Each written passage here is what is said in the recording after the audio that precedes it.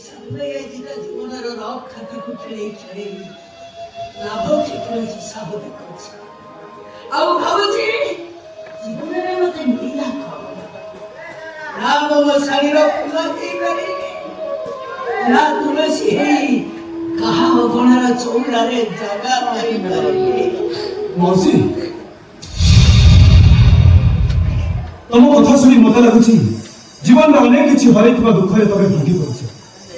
ନିଜ ଆଖିର ସ୍ୱପ୍ନ ସବୁ ମିଛ ହେଇଯିବା ପରେ ସାରା ଜୀବନ ତମେ ଅନୁତାପ କରୁଛ।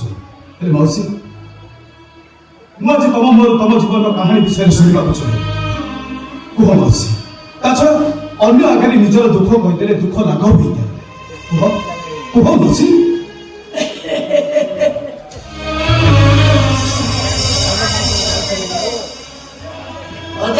देखी हुए कि देखी हुए एल्बम बनाने का काम ये नाचबो मोर एल्बम बहुत लंबा आरंभ कले से सब पानी ताछड़ा ओटा बमसे या जीवा जीवन देछ तमरे जीवन सारा पड़ी देखो ना मोटा लगो जे मु जीती निश्चय मु जीती ଆଜି ତ ଏଠି ତମେ ମୋ ପ୍ରଶ୍ନ କେମିତି ଏଡ଼େଇ ଚାଲିଛ। ହେଲେ ଆଜି ତମକୁ ତମ ପ୍ରକୃତ ପରିଚୟ ଦେବାକୁ ପଡ଼ିବ। କୁହ ମାଉସୀ ତମେ କିଏ? ତମ ଘର କୋଉଠି? ତମ ଠିକଣା କଣ?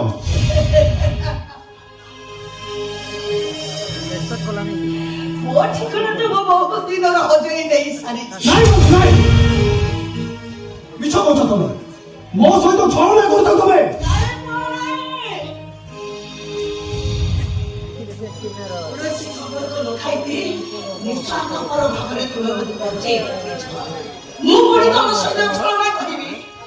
এই কথা যদি তম মনর কথা ହେଇଥାଏ তাহলে ତମକୁ ଆଜି ତମ ପ୍ରକୃତ ପରିଚୟ ଦେବାକୁ ପଡ଼ିବ। କହ ମାଉସୀ ତମ ପ୍ରକୃତ ପରିଚୟ କହ। ମୋ ପରିଚୟ ପାଇ ସାରିବା ପରେ ତମେ ହୁଏତ ଘୃଣାରେ ମୋ ପାଖରୁ ମୁହଁ ଫେରେଇ ଦେବ ଆଉ ମତେ ବଞ୍ଚେଇ ରଖିଥିବା ପୁଣ୍ୟକୁ ପାପ ଭାବି ସାରା ଜୀବନ ପାଇଁ ତମେ ପସ୍ତେଇବ। କାରଣ ଦେହକୁ ମୂଳ ଧନ କରି ଜୀବିକା ନିର୍ବାହ କରୁଥିବା ମୁଁ ଗୋଟା ବେଶ୍ୟା।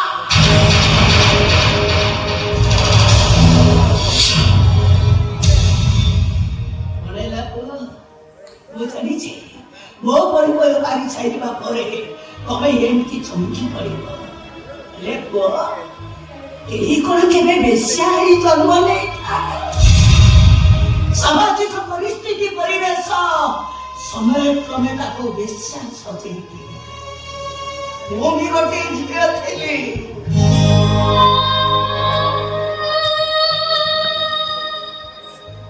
ସବୁ ଝିଅଙ୍କ ପରି ମୋର ବି ସଂସାର ଗଢ଼ିବାର ଇଚ୍ଛା ଥିଲା। ହାତରେ ଶଙ୍ଖା ମଥାରେ ସିନ୍ଦୁର ପିନ୍ଧି କାହା ଘରର ଚଉରାରେ ସଞ୍ଜବତୀ ଜାଳିବାର ସ୍ୱପ୍ନ ଦେଖିଥିଲି। ହେଲେ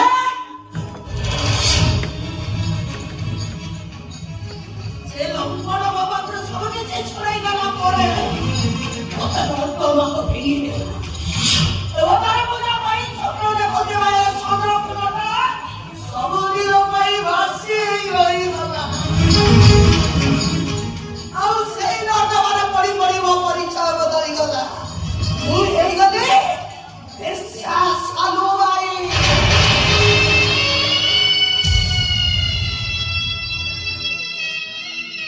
ସାଲୁବାଇ ଏବେ ବି ସାଲୁବାଇ ଗୁମରି କରି କାନ୍ଦୁଛି। ହେଲେ ତା ଆଖିରେ ଲୁହ ନୁହେଁ, ନିଆଁ ବର୍ଷା ହଉଛି ନିଆଁ।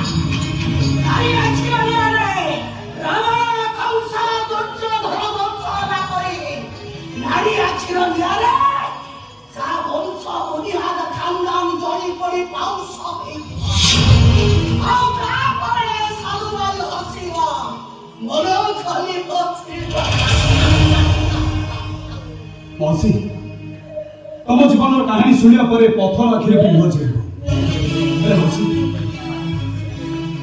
ପର ଅପର ନ ଭାବି ମତେ ସେ ଶୈତାନର ନାଁ କୁହ। ମୁଁ ତମକୁ କଥା କହୁଛି ବସାଣି ତାକୁ ତମ ପାଦ ତଳକୁ ନେଇ ଆସିବି ଆଉ ସିଏ ତମକୁ ସାମାଜିକ ସ୍ୱୀକୃତି ଦେବା ପାଇଁ ବାଧ୍ୟ ହବ। କୁହ ମାଉସୀ କିଏ ସେ ଶୈତାନ? କୁହ ମାଉସୀ କିଏ ସେ? ଅନ୍ୟ କେହି ନୁହେଁ। ପୂର୍ବତନ ଜମିଦାର ସୂର୍ଯ୍ୟ ପ୍ରତାପ ରାୟ।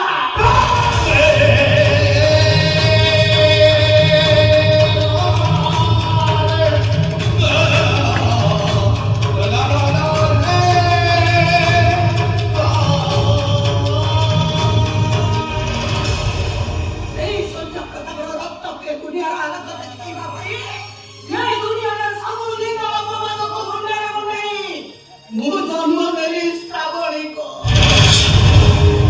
ଶ୍ରାବଣୀ କୋଉ ଶ୍ରାବଣୀ କଥା କହୁଛ ତମେ? এই সূর্য প্রতাপ রায় ছিল শ্রাবণী।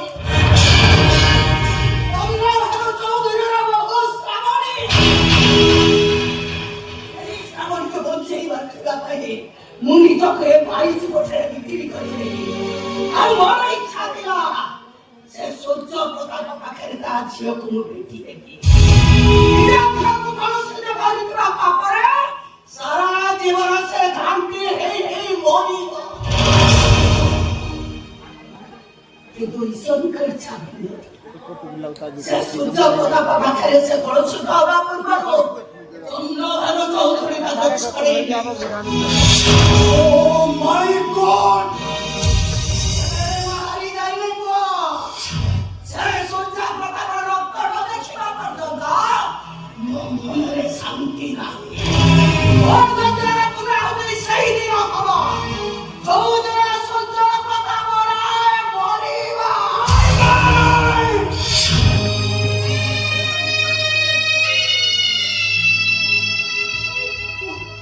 ମୁଁ ତମ ମନ ଉପରେ ପଡୁଯିବା ଅଭିଶାପର ବୋଝକୁ ତମେ ମୋ ମୁଣ୍ଡ ଉପରେ ଲାଦି ଦିଆଲେ। এই সূর্য প্রতাপকে তুমি ক্ষমা করে দিও, ক্ষমা করে দিও।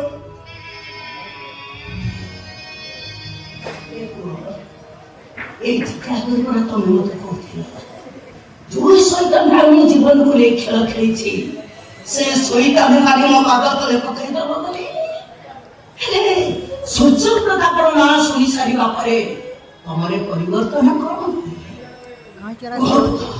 ସେ ସୂର୍ଯ୍ୟ ପ୍ରତାପ ରାୟ ସହିତ ତମର ସମ୍ପର୍କ କଣ? ସେ ସୂର୍ଯ୍ୟ ପ୍ରତାପ ରାୟ ତମର କିଏ? সত্যটা বহুত কঠোর মা। সে লম্পট সূর্য প্রতাপ অন্য কেউ নহে, সে ମୋ ବାପା।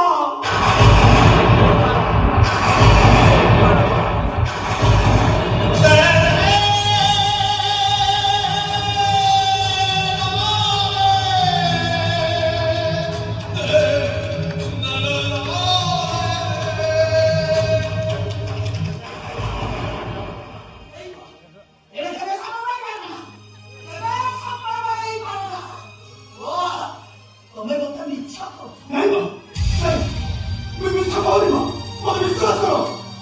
ମୁଁ ସେଇ ସୂର୍ଯ୍ୟ ପ୍ରତାପଙ୍କ ପୁଅ ସ୍ୱାଧୀନ। हे भगवान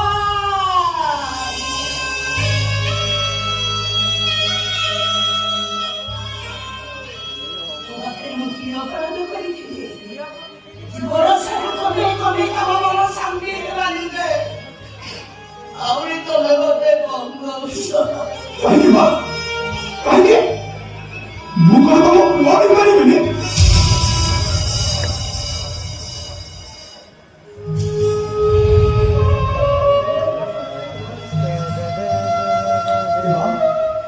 ତମେ କଣ ମା ଭାଇ ତମ ମମତାର ବଳଦ କାଣ୍ଡରେ ମତେ ଟିକେ ଘୋଡେଇ ଦେଖିପାରିବନି? ଏ ମା, କଥାରେ ପରା ଅଛି ମାର ପଣତ ଶ୍ରୀମନ୍ଦିର ନେତ। ମନରେ କିନ୍ତୁ ରଖନି ମା, ମନରେ କିନ୍ତୁ ରଖନି। ମୋ ପାଇଁ ତମେ ଦେବକୀ ମହାରା ନାହିଁ। ଏ ଯଶୋଦାର ମନ ନେଇ ଅଛାଟିଏ କାନୁଟାକୁ ତମେ କଣ ତମ କଳକୁ ନବନି? କୁହ ମା, ମତେ କଣ ତମେ ତମ କଳକୁ ନବନି?